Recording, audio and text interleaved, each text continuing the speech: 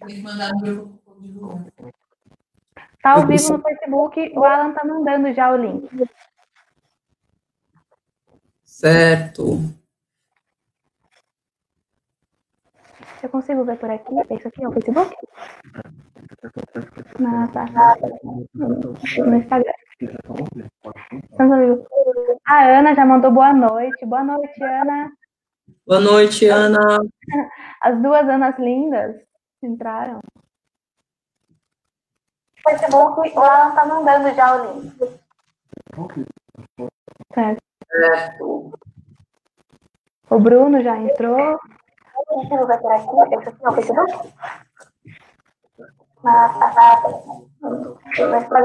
Vamos esperar só mais um pouquinho, as pessoas estão entrando, para a gente começar a falar. Boa noite, Ana. As duas Anas lindas entraram. Ela está mandando já o link. Eu tô ouvindo, tipo, a minha voz no fundo. Tá assim, não tem problema. A gente dá um jeito. Certo. Marília Gradinho falou boa noite, doutoras. Boa noite, Marília. Oi, Ma. Gabriela. Como você tá, Gabriela?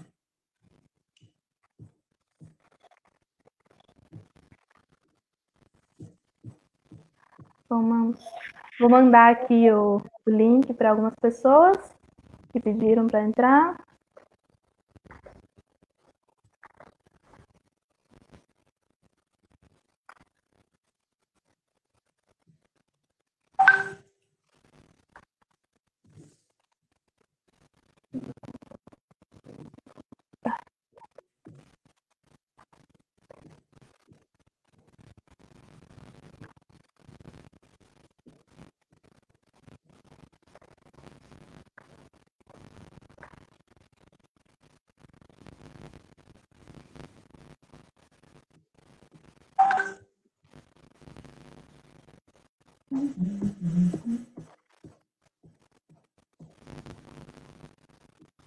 Vou mandar, né?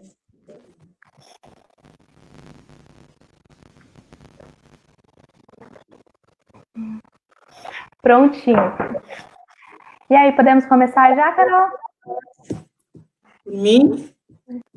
Vamos aí. Ela mandou oi, lindas. Oi, mamãe. Tem mais de 10 pessoas, tá certo? Vamos esperar mais uns minutinhos? Esperar o pessoal. Tranquilo.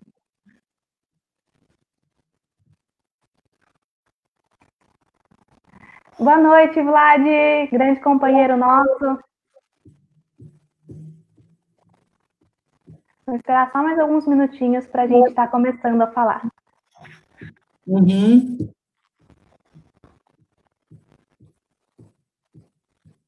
Daniela no Instagram mandou boa noite, rainhas. Boa noite, rainha. Boa noite.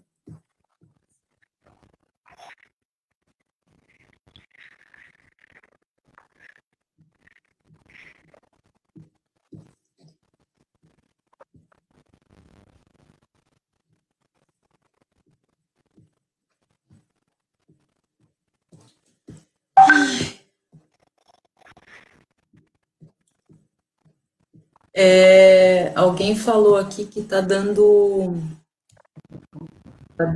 eco no áudio. No meu áudio, será? Mais de uma mente funcionando. No áudio qual das duas? Qual das duas que tá dando áudio, Ma? Dando eco?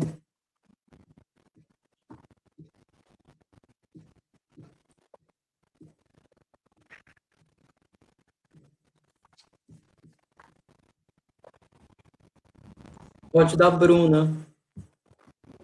Certo. Acho que é melhor eu tirar o fone de ouvido.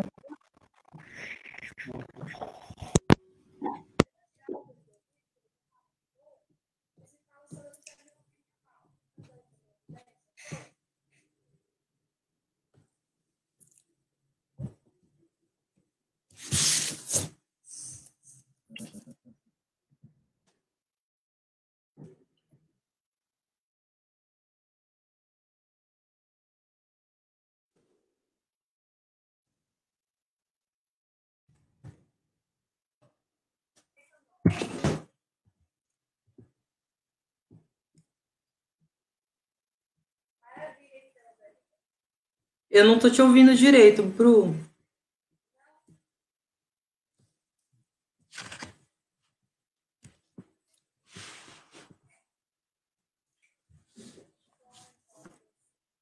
Tá bem baixinho para mim. Não.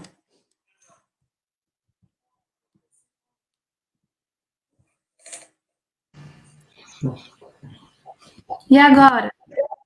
Agora sim. Agora tá me ouvindo? Pessoal aí do Instagram, do Facebook, tá me ouvindo bem? O Manuel falou que eu estava sem áudio. Voltou agora, Manuel?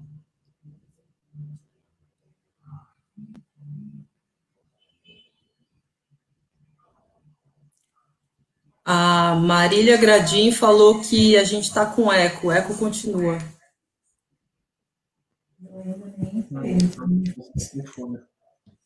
E aí tá saindo aqui, tá saindo lá. Então tem que colocar fone de qualquer jeito, né? Ó, a Carla Barreto tá falando que a gente tá com eco também. Você vai ter que colocar o fone de qualquer jeito, senão sai lá. Eu vou ter que colocar o fone de qualquer jeito, senão vai ficar no Instagram reproduzindo o que eu tô falando pelo Facebook. E você também, acho, cara.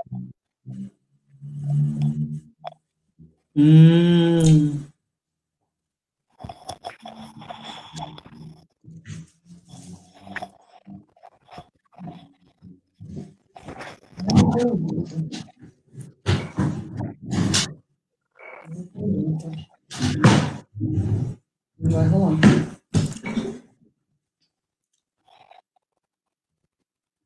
E aí, como que tá agora? Melhorou?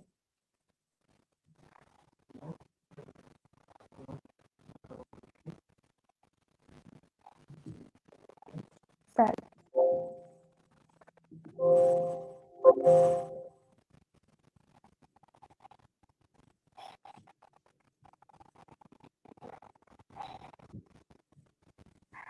Bom, vamos começar então, cara?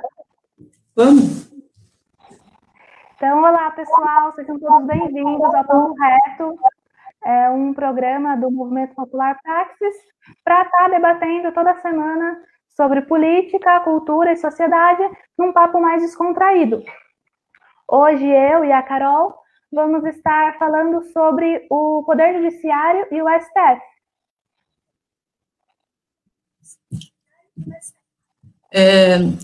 No Papo Reto da semana passada, na live que a gente fez com o Eduardo e com o Alan, a gente discutiu um pouco dos três poderes, um pouco da estrutura desses três poderes, da importância que é para o Estado a divisão em três poderes para evitar que alguém tome o poder só para si e acabe cometendo abusos, né? Então, os três poderes do Estado são o legislativo, que é responsável pela elaboração das leis, o executivo, que executa essas leis, ele é responsável por toda a atividade administrativa do Estado, a chefia da atividade administrativa do Estado, e o poder judiciário, que é o que a gente vai desenvolver um pouco mais hoje, é responsável pela interpretação e aplicação dessas leis no caso concreto, com o fim de resolver os conflitos da sociedade. Então, se vocês tiverem alguma dúvida sobre a importância e a estrutura desses três poderes nas esferas da administração pública, entrem lá e confiram a live que está gravada nos nossos canais aí no Instagram e no Facebook. Maravilha, cara. Então, vamos começar a falar o que é esse tal de poder judiciário, como que ele funciona. Dentre os três poderes, o poder judiciário é aquele que julga, obviamente. É aquele que vai estar julgando com base nas leis e também nas regras e nos princípios constitucionais. O que são esses princípios constitucionais? São algumas normas que demonstram os valores da Constituição, através dos quais vai ser dada uma interpretação de tudo que consta na Constituição e também das outras leis. Um exemplo que a gente pode citar é o princípio da presunção da inocência, que todo mundo conhece como aquele todo mundo é inocente até que se prove ao contrário. Esse é o princípio da presunção da inocência, que consta na Constituição, e todas as leis que são criadas, elas têm que observar obrigatoriamente esse princípio. O Poder Judiciário, ele é dividido em instâncias. Na primeira instância, é onde está o juiz da vara da comarca. Cada comarca, ela abarca várias cidades. A comarca de Tatuí, por exemplo, ela inclui a cidade de Tatuí, Capela do Alto e Quadra. Cesário Lange também era incluso na comarca de Tatuí, mas em 2018 eles ganharam uma comarca própria. Então, por isso que a gente ficou só com essas 3 cidades. Então, na primeira instância, que é o primeiro lugar que o cidadão vai buscar uma solução para o seu conflito. É ali no fórum, na vara da comarca. Mas e daí, se eu entrei com essa ação e o juiz proferiu uma decisão com a qual eu não concordo? Ele não respeitou o meu direito, a decisão dele eu não concordo. Daí, através de um advogado, você vai recorrer para a segunda instância, que são os tribunais de justiça do Estado, né? No nosso caso, Tribunal de Justiça do Estado de São Paulo, ou então tribunais regionais federais, em casos que envolvem interesses da União. É legal de citar que, enquanto na primeira instância as decisões são tomadas por um juiz só, na segunda instância são decisões colegiadas, que quer dizer, tomada por mais juízes, seja 3, 5, 7 juízes vão estar reunidos para dar essa resolução do fato. O que é da matéria, do mérito, né, vai acabar ali na segunda instância. Mas se ainda, de repente, o seu direito não foi satisfeito, você ainda tem a oportunidade de estar recorrendo para as instâncias superiores. Quais são essas instâncias superiores? São o Superior Tribunal de Justiça, o STJ, e o Supremo Tribunal Federal, o STF. Quando que você pode estar recorrendo para esses tribunais superiores? Se, no seu caso, foi infringida uma lei federal, você pode recorrer para o STJ, e se foi infringido alguma norma da Constituição, você pode recorrer para o STF. Mas, para recorrer para o STF também, você precisa ter repercussão geral. Precisa que o resultado daquela ação implique para todo mundo, que seja um resultado que ele vai gerar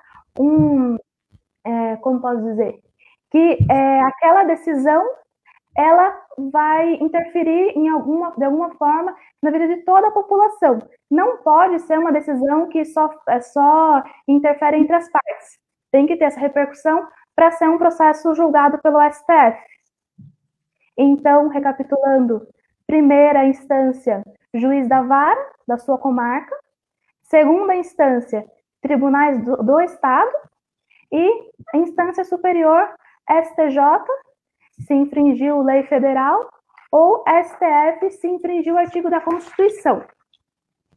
Além dessas possibilidades, ainda existe a justiça especializada, que também faz parte do Poder Judiciário, que elas tratam 3 temas específicos, que é eleitoral, trabalho e militar. Esses 3 temas, eles têm uma estrutura própria. Cada um deles tem um tribunal próprio, tem a primeira instância, a segunda instância e seus tribunais superiores próprios. Só fazendo um gancho aqui, com o que a Bru está falando, quando ela explicou para a gente a estrutura do judiciário na primeira e na segunda instância, é importante a gente entender que essa primeira instância, ela existe tanto na justiça estadual, quanto na justiça federal. Na justiça estadual, é exercida pelo juiz singular, que é aquele juiz da vara aqui de Tatuí, por exemplo, e a segunda instância é o Tribunal de Justiça, que tem sede lá em São Paulo, né, na Praça da Sé. E na Justiça Federal tem os juízes federais, né, que eles vão dirimir conflitos nos quais tem interesse da União, né, e a segunda instância ela é exercida pelos TRFs, que são os Tribunais Regionais Federais, que a gente tem 5 TRFs atualmente no Brasil. E aí sim a gente parte para as instâncias superiores, que são o STJ e o STF. Perfeito, Ká. Continuando aqui, um pouco mais aprofundado sobre o Poder Judiciário, é importante a gente entender qual que é a função, na verdade, do Poder Judiciário. Para isso, eu vou voltar um pouquinho num assunto que foi tratado na live do Eduardo, quando ele fala dos 3 poderes. Eu queria deixar um pouquinho mais aprofundada a ideia de poder, porque hoje a gente vive numa república, né? Nem sempre foi assim. Mas pelo fato de a gente viver numa república federativa do Brasil, né, esse é o nome do nosso país, quer dizer que o poder, na verdade, não é que existem 3 poderes. O poder, ele é único, e o poder, ele emana do povo. Isso é o que diz lá no comecinho da nossa Constituição. O que a gente divide, na verdade, são as funções do Estado. E essas funções, sim, essas macrofunções, são as funções legislativa, judiciária e executiva. O Poder Judiciário, ele é o titular da jurisdição. O que é a jurisdição? A jurisdição, ela é o poder que o Estado tem de dizer o direito. É o poder que o Estado tem de pegar o que está escrito num código, na lei, na Constituição Federal, ou nas diversas espécies normativas que a gente tem. O judiciário, ele pega o que está escrito no papel, ele aplica ao que acontece no mundo real, no fato, uma batida de carro, uma disputa de guarda, na discussão sobre a cobrança de algum tributo. Esse é o papel da função jurisdicional do Estado, é dizer o direito de acordo com as normas e princípios estipulados na nossa Constituição Federal. E como que ele faz isso? Ele faz isso através de toda a organização do judiciário, que foi o que a Bruna acabou de explicar para a gente. Então, todos esses órgãos do judiciário, eles têm dentro deles a jurisdição. E o único órgão, aqui é uma curiosidade, o único órgão do judiciário, de acordo com a nossa Constituição, que não possui esse poder de dizer o direito, é o CNJ, que é o Conselho Nacional de Justiça. O CNJ, ele é majoritariamente administrativo. Ele é como se fosse, por exemplo, o chefe dos juízes. Todo mundo tem um chefe, né? A gente acha que vira juiz e pronto, faz o que quer. Mas não, a gente tem o CNJ, que ele regula toda a atividade da magistratura. Então, ele vai ver se o juiz está julgando a quantidade correta de processos no mês, se ele não está julgando demais, se ele não está julgando de menos, se as prerrogativas destes juízes está sendo respeitada. A gente sabe que lá na Constituição os juízes têm uma série de prerrogativas aí para proteger a atuação deles dentro do processo. Então, o CNJ também é responsável por essa vigilância. E o CNJ também, ele tem sede lá em Brasília, né, e ele também é um exemplo de atividade atípica do Poder Judiciário. A gente sabe que os 3 poderes, eles têm as suas atividades típicas, que é o executivo, executar as leis, o judiciário julgar os casos concretos, mas os poderes, as funções, elas também têm a sua parte atípica, e através dessas funções atípicas é que os poderes, eles se regulam entre si. Para quem viu a live do Eduardo da semana passada, ele mencionou um sistema de freios e contrapesos dos 3 poderes, e esse sistema de freios e contrapesos, ele é operacionalizado ali na prática através dessas atividades, dessas funções atípicas dos três poderes. Então, voltando aqui ao raciocínio da jurisdição e da função do poder judiciário, ele existe para regular a sociedade, para resolver os conflitos da sociedade. Então, quando você bate o carro, por exemplo, e a culpa é do outro motorista, se você não for até o fórum e contar o que aconteceu e entrar com a ação, o juiz não vai chegar lá e vai ver o que aconteceu e ele vai dar a sentença ali da cabeça dele. Isso porque a jurisdição, ela é movida, ela é controlada por um princípio processual chamado princípio da inércia. O princípio da inércia nada mais é aquela regra que obriga o juiz ser provocado. Então, ele não pode falar nada da cabeça dele. Ver um homicídio acontecer na rua e simplesmente dar a sentença ali porque ele achou que aquilo foi errado. Não é assim que acontece. Existe a necessidade da provocação da jurisdição para que ela possa dizer o direito de acordo com as regras e princípios constitucionais. Eu acho que é mais ou menos isso que eu tinha para falar para vocês sobre a função judiciária do Estado. Maravilha. E a Josana, minha sogra linda, mandou parabéns, doutora Bruna Maeli. Obrigada, meu amor. Legal saber que está assistindo aí com a gente. O Eduardo também, nosso grande vereador, que esteve participando da live passada. Muito obrigada. Então, gente, agora vamos entrar no assunto STF. Afinal, o que é o STF? Como que ele funciona? A gente escuta muito falar, hoje em dia, debates a respeito do STF, dos seus julgamentos, que estão, né, entre os principais tópicos dos países, muitas vezes. Mas o que é exatamente o STF? O STF, ele é o órgão supremo, né, como já diz o nome, do sistema judiciário. Que embarca tanto a justiça comum, que eu falei para vocês, as varas, quanto a justiça especializada. Está tudo embaixo ali do guarda-chuvinho do STF. Ele é composto por 11 ministros e a sua principal função é fazer a guarda da Constituição.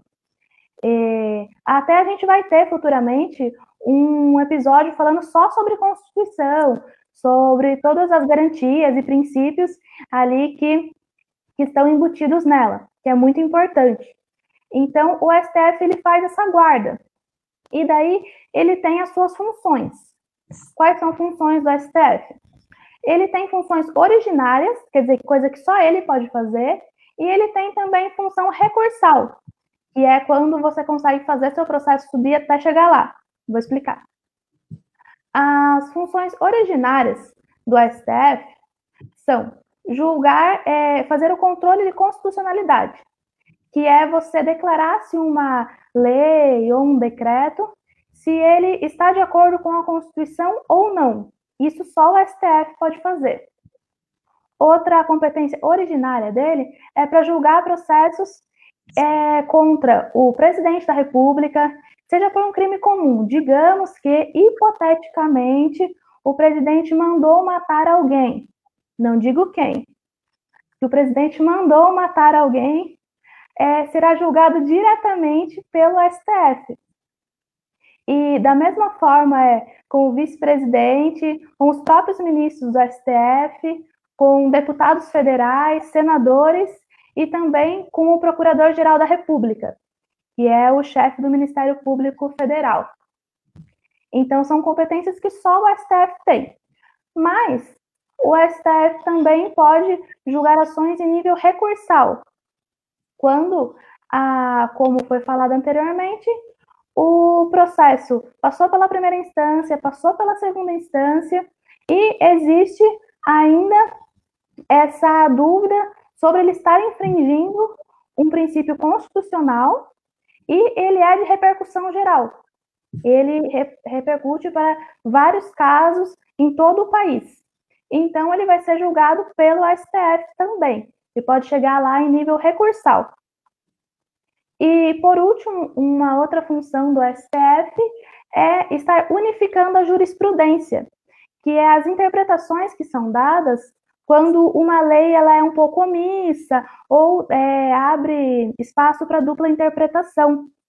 Então, daí é feita uma jurisprudência, que são entendimentos a respeito da interpretação que deve ser dada àquela lei. O STF ele tem a função de unificar essa jurisprudência para garantir a segurança jurídica, para garantir que casos semelhantes não vão ter um julgamento totalmente diferente, dependendo do tribunal que cair, porque os juízes têm entendimentos diferentes. Então, vai lá o STF e expede uma súmula para unificar aquele entendimento. Fala, não, esse texto precisa da Constituição, ele tem a interpretação tal e pronto. Todos os tribunais, juízes, todo mundo tem que seguir isso que o STF decidir. Por isso que ele é muito importante. Para aquele seu amiguinho que fala, de repente, o STF não faz nada, eles trabalham muito pouco, ganham muito para não fazer nada. É legal citar que só no ano passado o STF julgou 110 mil processos. É difícil de acreditar, né? Que, 11 ministros julgaram 110 mil processos. Então, pode até se dizer que eles não trabalham corretamente, pode até se fazer, né, ali uma crítica ao trabalho do STF, mas que eles não trabalham, não dá para dizer não. Acho que... A gente tem uma mania de criticar, assim, baseado no que a gente escuta nos jornais, tal, sem saber os dados técnicos, né? Acho que a gente está vivendo uma era de desinformação, de deslegitimação da verdade, da ciência, e o judiciário sofre disso também. Então, a gente tem mania de falar que juiz não trabalha, que ministro não trabalha, que é tudo corrupto, fica nessa era da generalização. E, na verdade, não, né? A gente sabe que eles trabalham muito, e o CNJ, como eu expliquei anteriormente, fica ali em cima. O juiz tem meta, por incrível que pareça, assim como numa empresa grande, que a gente tem metas a cumprir, o juiz, ele também tem meta, e ele pode sofrer consequências se ele não cumprir as metas dele, inclusive os ministros, né? Sim, tá certíssima. Existe essa coisa do boca a boca, né? As pessoas vão comentando coisas, tomando como verdade, mas sem que realmente se tenha esses dados, se tenha uma comprovação daquilo que está sendo falado. Inclusive, ano passado, o STF julgou ações muito importantes, como, por exemplo, a criminalização da homofobia e da transfobia, que ainda não havia, né, ainda não era enquadrado como crime. Eles foram e decidiram que passa a ser crime, sim, ainda por falta de uma lei específica, por enquanto, é equiparado ao racismo, pode ser enquadrado na lei do racismo. Outra decisão muito importante foi a de considerar um item da reforma trabalhista que permitia que grávidas e lactantes, né, a mulher que está amamentando, pudesse trabalhar em serviços insalubres. O STF foi lá e declarou que isso é inconstitucional, isso não pode ser feito. E ainda teve a questão eles deixaram de reconhecer a prisão em segunda instância, né, de acordo com o princípio constitucional, né, que eu já comentei, né, da presunção da inocência, né, e do dispositivo, que fala que ninguém pode ser considerado culpado antes do trânsito em julgado da sentença condenatória, ou seja, antes que seja impossível recorrer daquela decisão, que a decisão seja definitiva mesmo. Então, nesse caso, o cumprimento antecipado da pena, já depois da decisão da segunda instância, sendo ainda possível recorrer, ela é totalmente legal, realmente. Acho que foi uma decisão acertadíssima do STF nesse sentido. É uma decisão muito polêmica também, que a Bruna acabou de comentar, foi a criação do crime de homofobia e transfobia a partir do crime de racismo. Então, a gente tem dentro da comunidade jurídica uma divisão de opinião sobre se o STF poderia ou não ter feito o que fez. É bom a gente considerar que, dentro do direito penal, tem lá um princípio que chama o princípio da legalidade. Na verdade, é um grande princípio que vai reger todo o direito, né? Ele vincula todos os tribunais e toda a atividade jurisdicional do Estado, é o princípio da legalidade. Mas no direito penal isso existe com muita força, porque não pode existir um crime sem uma lei anterior que o prescreva. Está lá escrito no comecinho do Código Penal isso. E o STF, ele criou um crime sem essa prescrição legal, porque, como a gente viu na outra live e um pouco antes agora, o legislativo, ele é o poder responsável pela elaboração de leis, inclusive de crimes.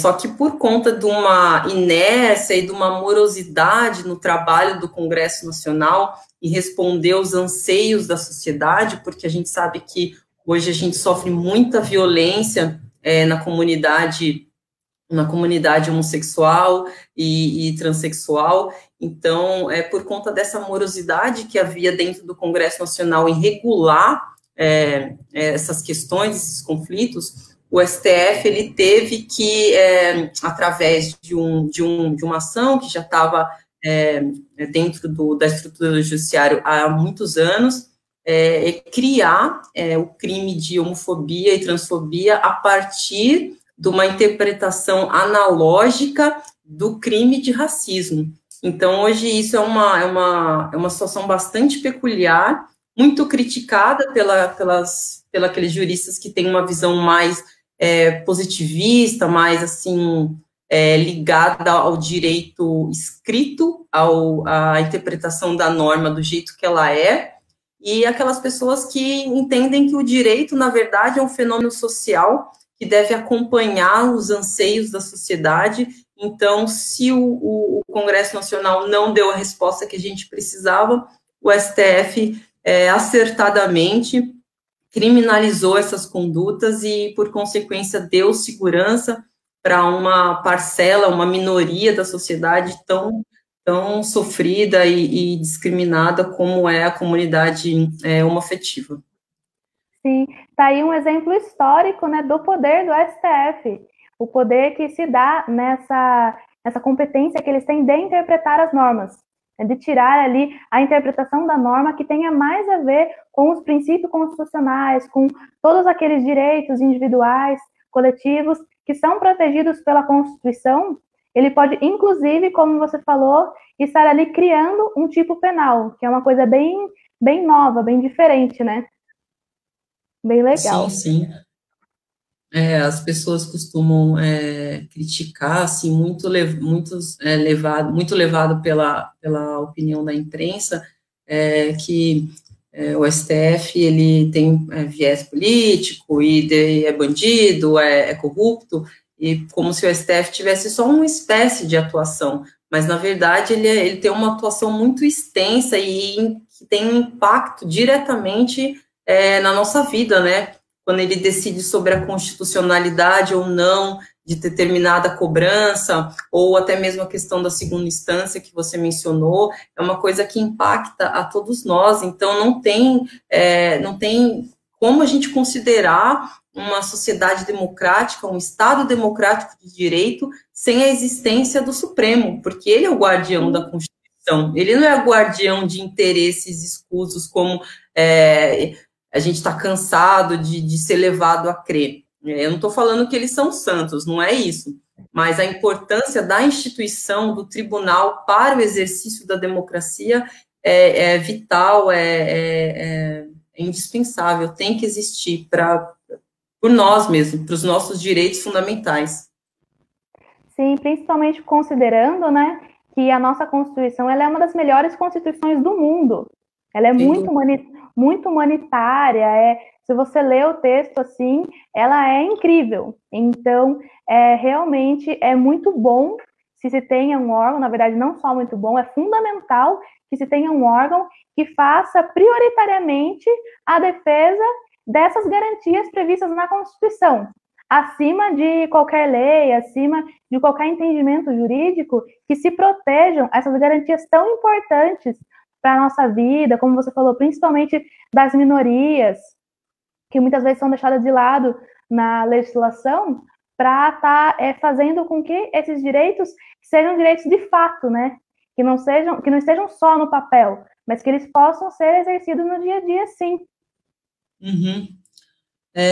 Eu acho que é importante a gente falar também do que precisa, né, para ser ministro.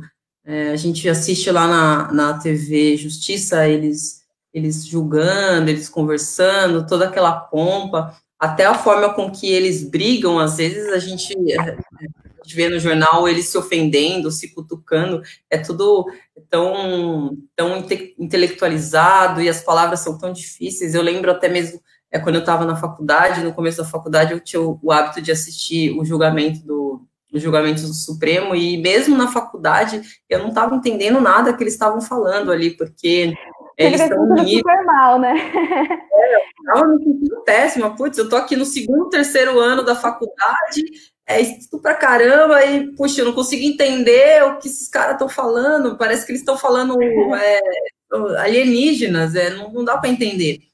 Eu ficava me sentindo super mal também, eu assistia e falei, não, agora eu vou entender tudo, né, porque eu estudei essas matérias. Você chega lá, mas ele fala com uma linguagem, ele fala de um jeito, que você olha e fala, eu não sei nada de direito. Exatamente. Não sei nada. Por muitas vezes você começar a entender os termos, pesquisar os termos, perceber tudo, mas realmente é uma coisa extremamente intelectualizada, que inclusive acaba sendo muito pouco acessível para a população, né? Sim, parece que é de propósito, né? Um negócio bem mesmo. É um código interno. Código interno. Passa na televisão para quem quiser assistir. Mas ninguém tem preconceito, né? Porque acha que sempre tem que ser com essa arrogância, precisa, na verdade, né? O direito pode ser sim, porque ele é essencial, ele é uma ciência essencial que a gente deveria aprender noções desde do ensino fundamental, do ensino médio, até para uma construção da cidadania, né? Para não acontecer o que acontece hoje, né? De a gente ficar ouvindo as coisas na imprensa e se falarem qualquer coisa, a gente é obrigado a acreditar, porque a gente não sabe, né? A gente não aprendeu. Então, acho que é importante a gente deixar claro os requisitos constitucionais que a Constituição Federal traz para a gente, que regem a escolha, as características que precisa uma pessoa ter para chegar a esse posto da Corte Máxima, da Corte Suprema do nosso Poder Judicial. Essas características, esses requisitos, a gente pode dividir eles em requisitos objetivos e subjetivos. Objetivo nada mais é do que aquela coisa que existe no mundo e que se você quiser ser candidato a esse cargo aí, você tem que cumprir. Por exemplo, o primeiro requisito é ser brasileiro nato. Por exemplo, a gente sabe que todos os ministros lá, os 11 ministros do Supremo, todos eles nasceram no Brasil, dentro do nosso território. Então, o ministro do Supremo, ele não pode ser um brasileiro naturalizado por uma disposição expressa da Constituição.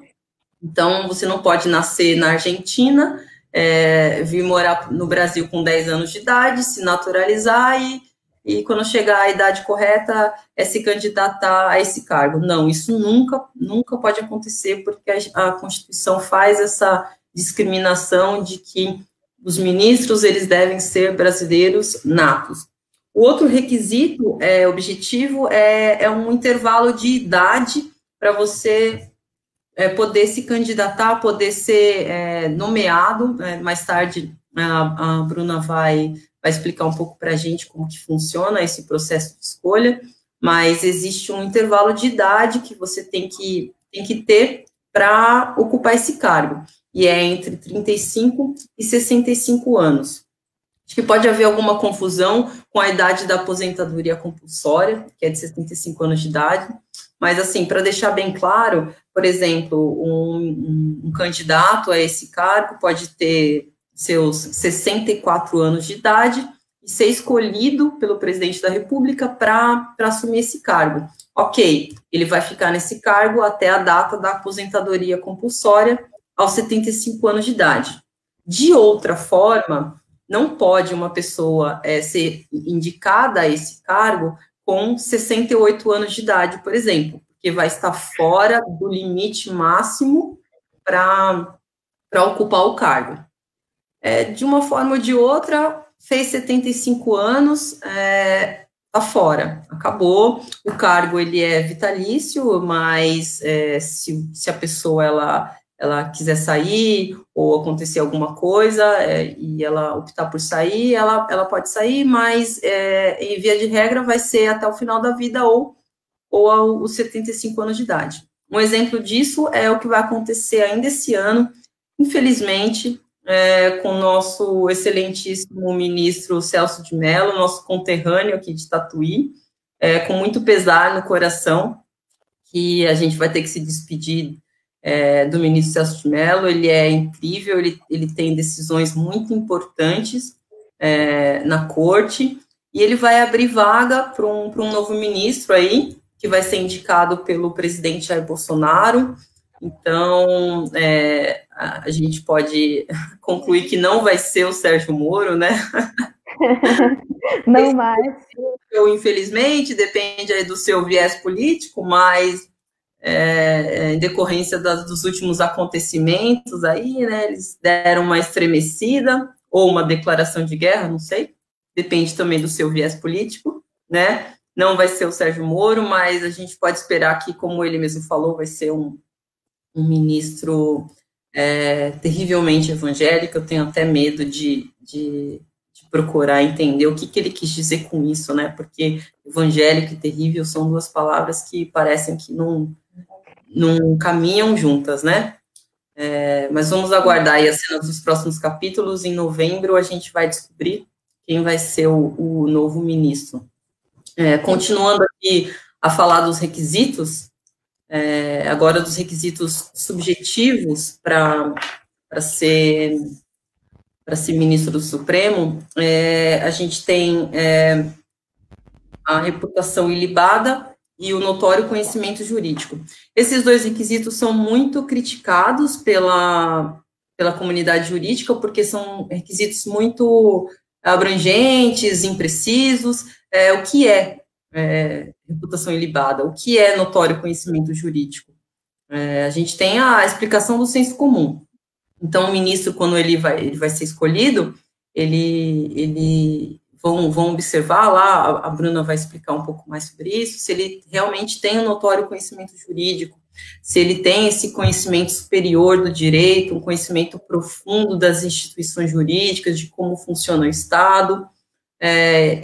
A gente pode concluir que esses ministros, eles já fazem parte de uma classe privilegiada da sociedade, ainda mais num país com profundas desigualdades sociais que a gente tem, né, em que a meritocracia é só uma ficção que o capitalismo enfiou na nossa cabeça, né, enfia a goela abaixo para a gente todos os dias.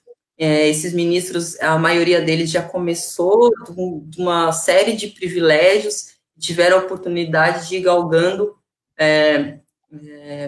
postos cada vez maiores, de estudar mestrado, doutorado em universidades fora do país, e quando eles voltam para cá, eles já estão mais aptos e muito à frente de todos nós aqui, que a gente tem que batalhar todo dia para sobreviver.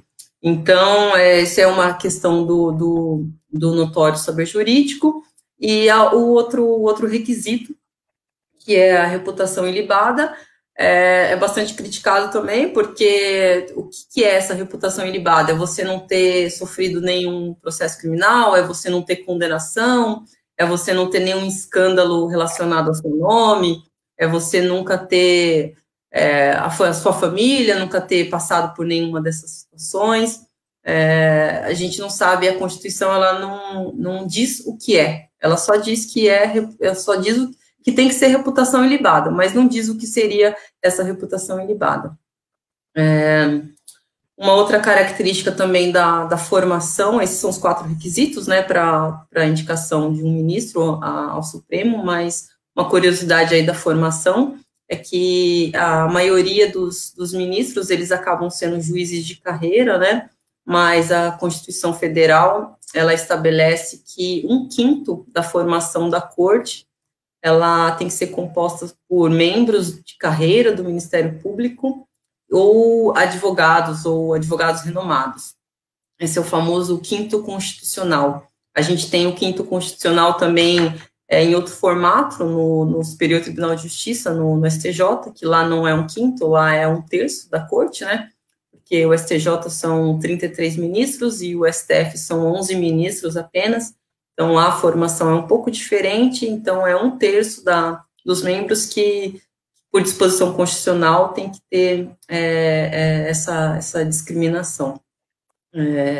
Outra curiosidade interessante também dos ministros é que, é muito curioso, na verdade, é que a Constituição não exige a formação em direito. É difícil imaginar um ministro do Supremo que não seja bacharel em direito, né? Mas a Constituição não estabelece como requisito a pessoa ser formada em direito.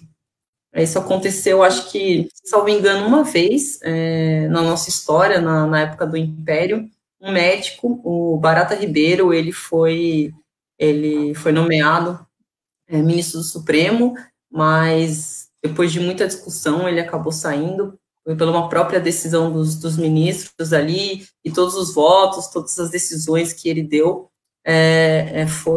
foram anuladas, né, porque é difícil imaginar uma pessoa que não tem essa formação jurídica como ministro do Supremo. Na verdade, é uma coisa que, assim, na teoria, não existe, né, não tem nenhuma previsão que obrigue a pessoa a possuir essa formação para poder ser ministro. Mas, na prática, ela precisa, né, para que ela consiga alcançar esse notório saber jurídico. E como é que a gente vai saber se ela tem? Isso faz parte do procedimento, né, para uma pessoa poder ser nomeada como ministro. Primeiramente, ela precisa ser indicada pelo presidente da República. Essa indicação ela é muito criticada, né, muitas vezes, porque é apontado que isso pode fazer com que ele tenha uma vinculação política, né, com o presidente. Apesar disso, eu não sei se isso na prática se configura muitas vezes, não observamos, né, na atuação do STF, muitas vezes essa divisão mesmo de atuação, mas é legal constar que essa indicação do presidente se baseia no modelo americano. Foi baseado num modelo americano de que para ser ministro precisa ser indicado pelo presidente.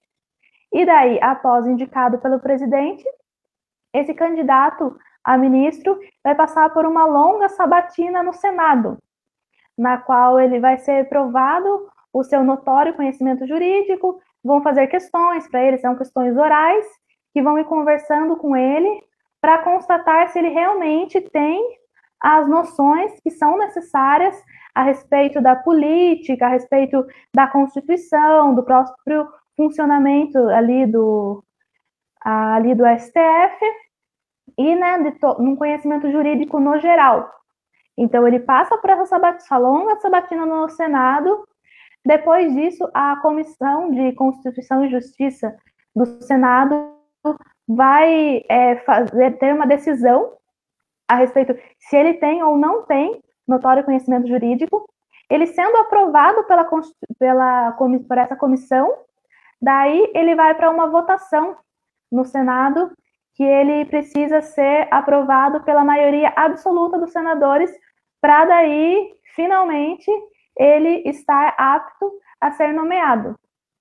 Então, é interessante considerar isso, que todo esse procedimento, ele se dá com base em um mecanismo de equilíbrio entre os poderes, Então, ali onde está, né, a cúpula do Poder Judiciário, ele é decidido por, né, metade pelo chefe do Poder Executivo, que é o presidente, e metade pelo Senado, que faz parte do Poder Legislativo. Então, tem toda essa conjuntura para poder se nomear um ministro. Após nomeado, aí é sucesso absoluto, ele tem cargo vitalício, como a Carol já comentou, que é um cargo até o final da vida ou até a aposentadoria compulsória, aos 75 anos, ou a não ser que ele renuncie antes. Mas, Carol, será que tem alguma outra possibilidade? Perdão, não estou escutando. Só um minuto, Carol, vamos ver se aqui a gente consegue. Eu consigo escutar você melhor. Tá muito baixo.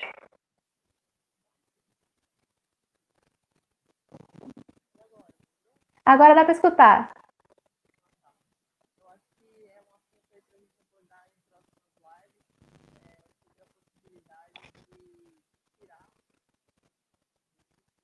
Exatamente. Olha, o Rubens aí já tá dando spoiler já nos comentários. O Rubens tá dando spoiler já. Mas como a Carol falou, esse assunto vai ser discutido no nosso próximo episódio, como pode ser feito, como pode ser tirado um ministro, apesar do seu mandato ser vitalício.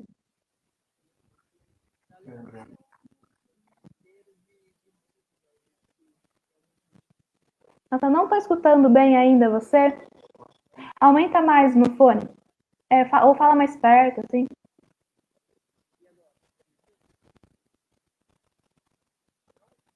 Ainda não. Ou tira o fone, vê se dá para ficar melhor sem fone.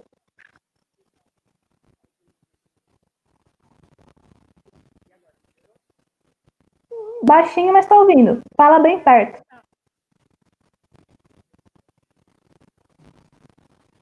Não tá dando para ouvir.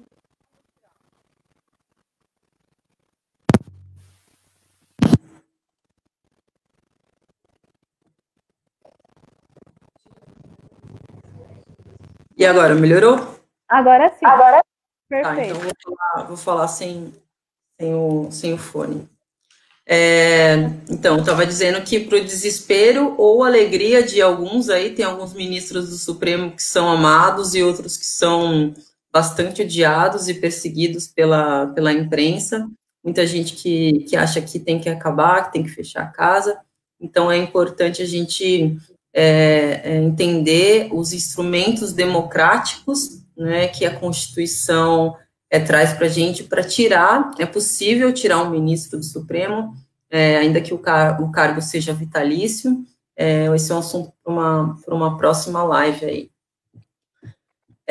Continuando o assunto aí dos ministros do Supremo, eu estava vendo esses dias uma live de quarentena, né? Porque eu não sei se vocês notaram, mas desde que a gente entrou de quarentena, parece que tem 37 lives por dia, né?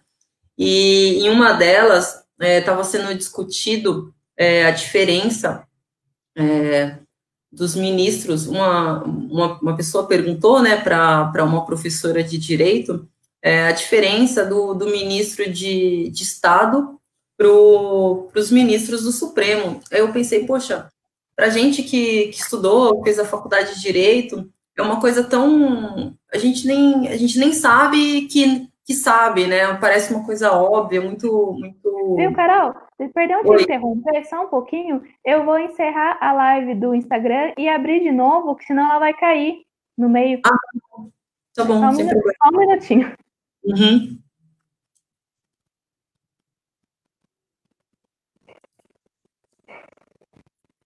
Vai esperar um pouquinho para voltar no Insta.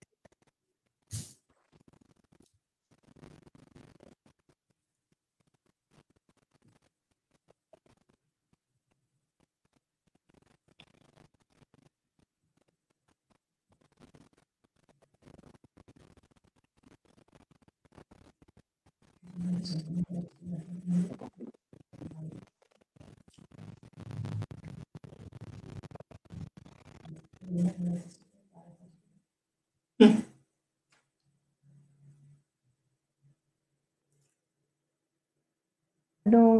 Instagram, que eu vou chamar você aqui. Uhum.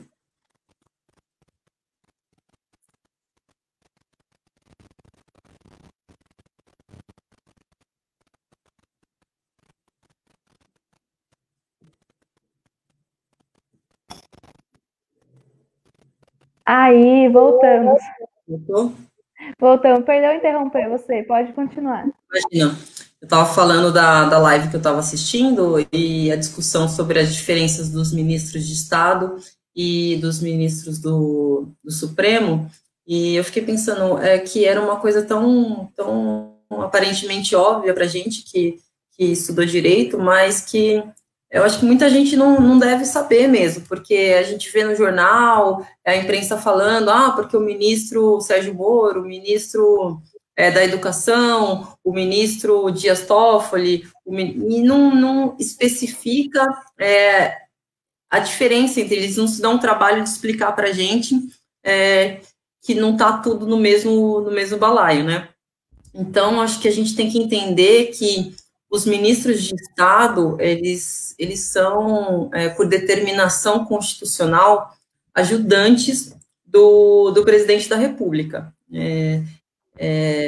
A ideia é que o presidente ele exerce lá a função dele como chefe do Poder Executivo. Ele tem várias pastas, né, que são os ministérios e que cuidam de assuntos específicos, né, educação, meio ambiente, justiça, economia, e que cada pasta cada ministério é chefiado por um ministro que é uma pessoa de confiança do presidente da República, que vai ajudar ele administrar as questões relacionadas àquele assunto específico que o presidente não teria a expertise e o conhecimento técnico para tomar as melhores decisões. Então, a gente pode inferir que os ministros eles têm que ter um conhecimento técnico da área em que eles estão atuando, né?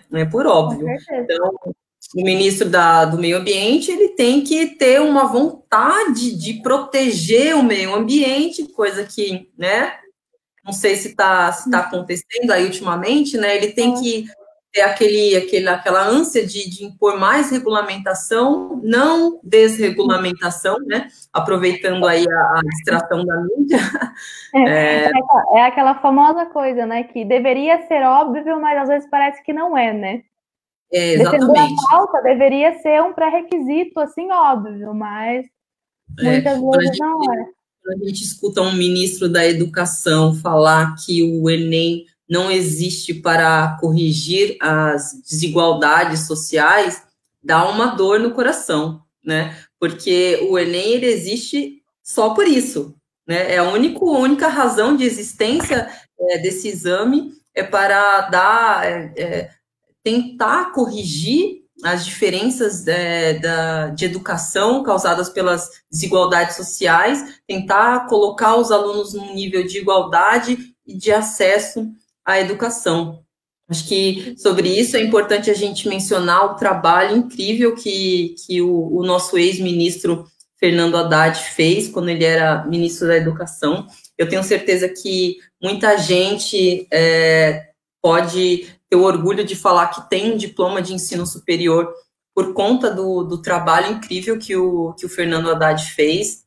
Ele é um exemplo de conhecimento técnico na dirigência de uma pasta, foi o Ministério da Educação, porque ele é professor universitário, ele tem uma extensa carreira aí acadêmica, mestrado, doutorado, então ele é uma pessoa que ele viveu a vida da universidade, deu aula, conhece as desigualdades, ali, as dificuldades do aluno, e isso proporcionou a ele a construir um sistema, ajudar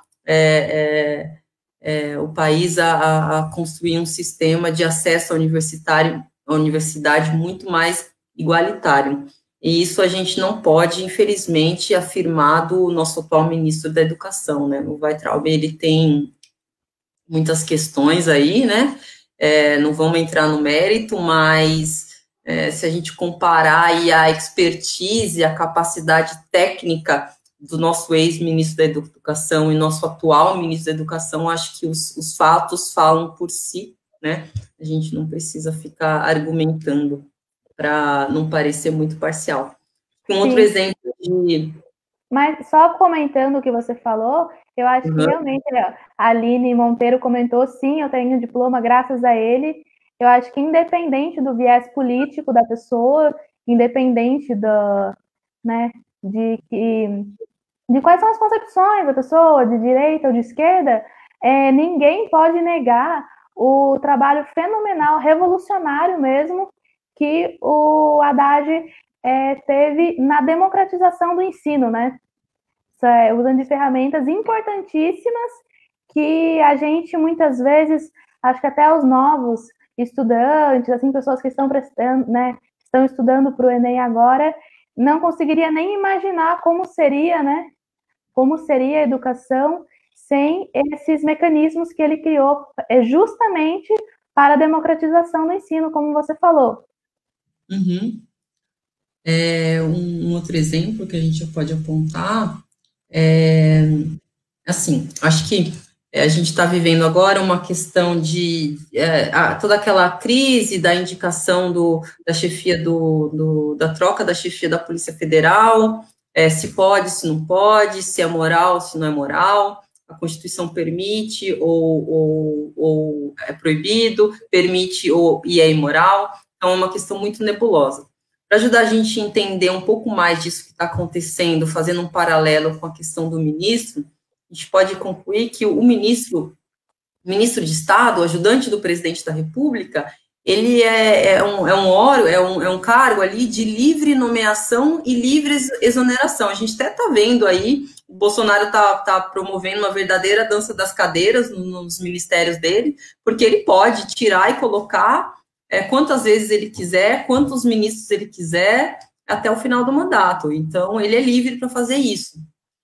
O ministério, a pasta, pertence a uma longa manos, uma extensão do presidente da República. O mesmo a gente não pode dizer da Polícia Federal, que é um órgão autônomo que precisa de autonomia funcional, orçamentária, para realizar investigações e realizar o seu trabalho da melhor forma possível, até mesmo porque pode acontecer, não sei se isso é possível, mas pode acontecer da Polícia Federal acabar investigando o próprio presidente da República. Não sei se isso já aconteceu aí na nossa história, mas se o presidente da República tem uma ingerência num órgão que deveria ser autônomo, a gente tem aí um incômodo para a democracia. O mesmo não acontece na indicação do ministério. O ministério realmente ele vai indicar uma pessoa que tem um viés ideológico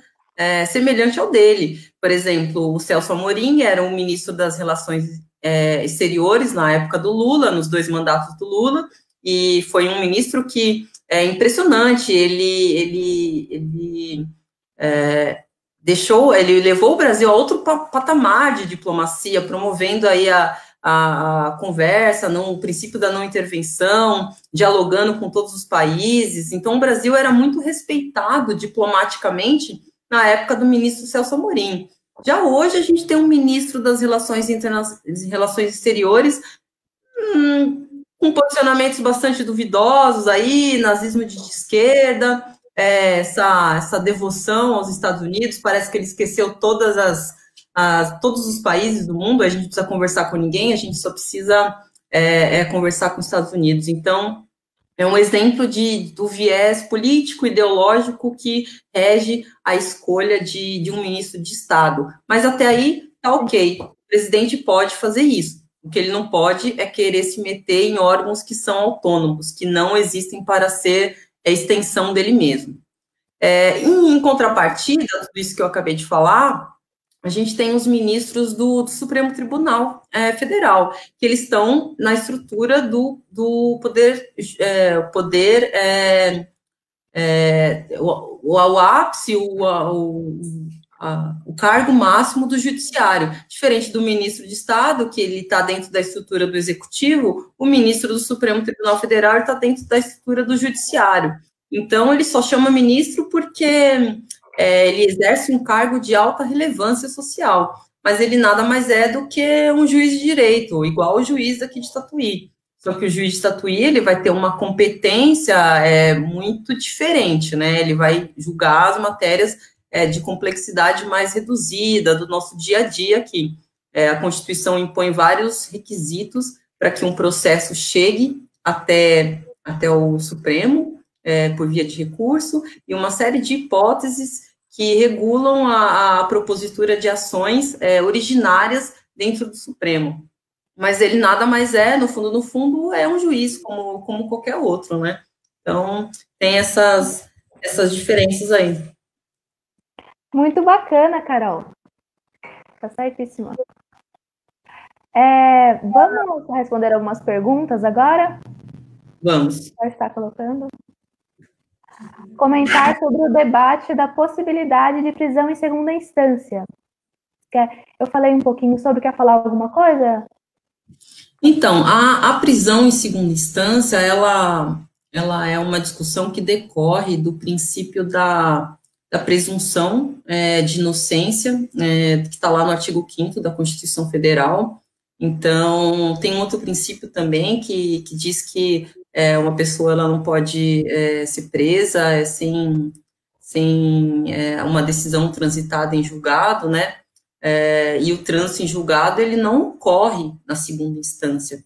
A gente tem uma primeira instância aí que vai discutir as questões de direito de fato, aí a parte vai lá e recorre para uma segunda instância, e a segunda instância é por uma questão processual, né, que a gente chama de efeito devolutivo do recurso, vai devolver toda a matéria discutida em primeira instância, vai ser devolvida para a segunda instância, que vai rediscutir tudo isso e vai dar uma decisão. Essa decisão de segunda instância, que é uma decisão colegiada, feita por um grupo de pessoas, né, que a gente chama de desembargadores, a gente chama de acórdão. Esse acórdão, ele para as pessoas que são favoráveis à prisão em segunda instância, essas pessoas acham que esse acórdão ele deve transitar em julgado, formar essa coisa julgada, e a pessoa, aí sim, vai ser presa. Mas, para as pessoas que seguem uma via mais, de uma interpretação mais garantista da Constituição Federal, e a qual eu me filio, né, deixando aqui claramente o meu viés ideológico, jurídico, a gente acredita que, como a própria Constituição estipula mais possibilidades de recurso, uma interpretação do direito a favor do réu, porque o réu é uma pessoa e o Estado é toda uma estrutura, por isso que o direito penal tende a proteger mais o réu, porque ele está lutando com toda uma estrutura do Estado. Então, a gente tem a possibilidade de um recurso para o STJ e um recurso para o STF, ainda em situações mais extraordinárias, e ao contrário do que muitas pessoas pensam, o STJ e o STF, eles não vão rediscutir tudo que já foi discutido no processo. Eles vão se ater mais a questões abstratas do direito. Eles vão discutir teses jurídicas, teses que têm um efeito para toda a sociedade. Então, se a gente não tem por que tolher, porque amputar a possibilidade de uma pessoa se defender contra toda uma estrutura do Estado. Então, essa é mais ou menos a discussão que fica permeando a questão da prisão em segunda instância. Que perfeita a colocação da Carol, né, pelo princípio do indúbio pro réu, né, ou seja, na dúvida, se decide a favor do réu, né, porque antes uma pessoa culpada ser inocentada do que uma pessoa inocente ser culpabilizada, passar anos numa prisão, né? Isso não é a minha opinião, isso é o que o direito penal brasileiro diz. Então, por esse princípio, não pode haver uma interpretação da lei que seja mais prejudicial ao réu do que o sentido literal. Então, se ninguém pode ser considerado culpado, se as previsões, né, de prisão não tem essa previsão de prisão em segunda instância no Código de Processo Penal, Tem as prisões preventivas, né, cautelares, uma prisão em flagrante, uma prisão preventiva no caso da pessoa oferecer um risco iminente ali à sociedade, e existe a prisão após terminado ali todos os procedimentos que ela poderia fazer para recorrer daquela decisão. Então, uma figura que não existe no ordenamento jurídico, ela não pode ser criada através de uma interpretação para prejudicar um réu. Isso não é possível. Se você for interpretar, se houver uma dubiedade, você tem que escolher de acordo com o que for mais benéfico para o réu. Então, acho perfeita aí a colocação da Carol do porquê que, apesar de uma sentença condenatória em primeira instância ser confirmada por, né, um grupo de juízes, um colegiado em segunda instância, ainda assim não é permitido que essa pessoa venha a cumprir a pena já.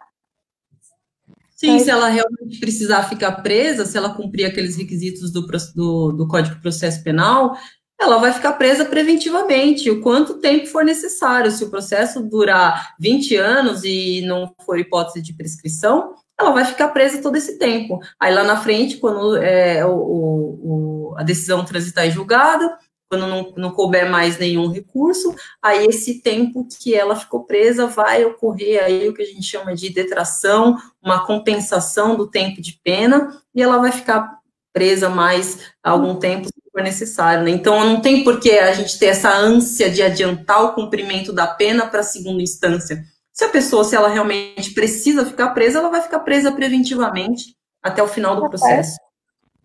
Exatamente. Pode pôr outra pergunta. Tem outra pergunta aí? O Hugo perguntou: o que ocorreria com a federalização do caso Marielle? Pode falar. Espinhoso.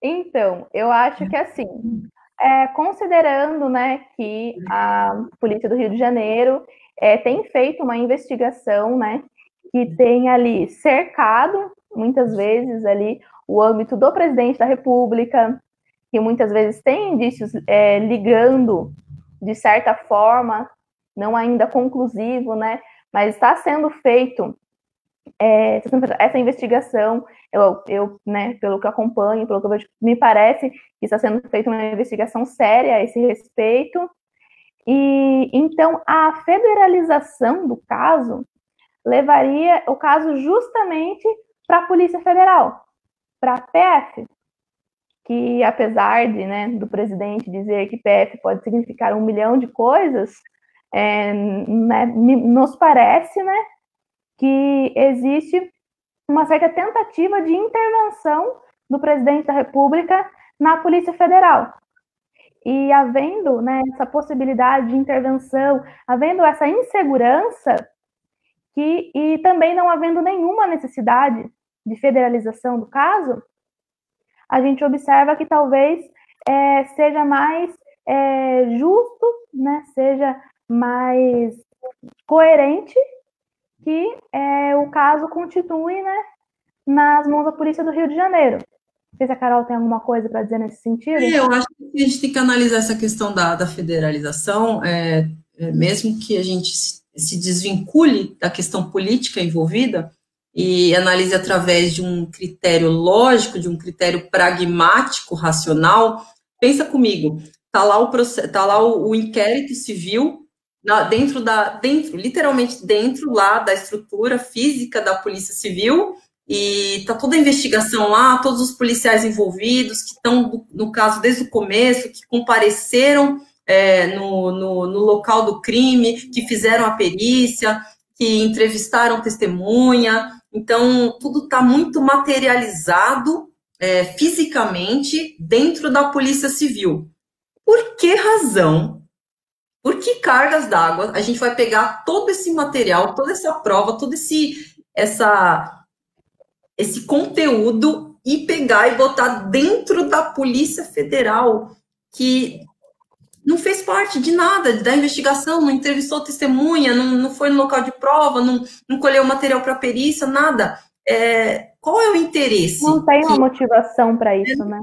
Não tem um motivo lógico, independente do viés político, não tem um motivo racional inclusive, isso foi rechaçado já está decidido, acho que o STJ decidiu, né, afastou a federalização do caso da Marielle, porque é descabido, né, claramente o nosso atual presidente ele quer interferir nas investigações e forçou a barra, primeiro através do Moro, né, para pedir a federalização, mas agora isso está afastado, ainda bem. Sim, ainda bem. Mais perguntas? Pode colocar mais uma aí para a gente encerrar já? No grupo do WhatsApp aqui tem uma do cada. É a mesma, não é? Quais as diferenças de atribuições entre o STJ e o STF? Isso.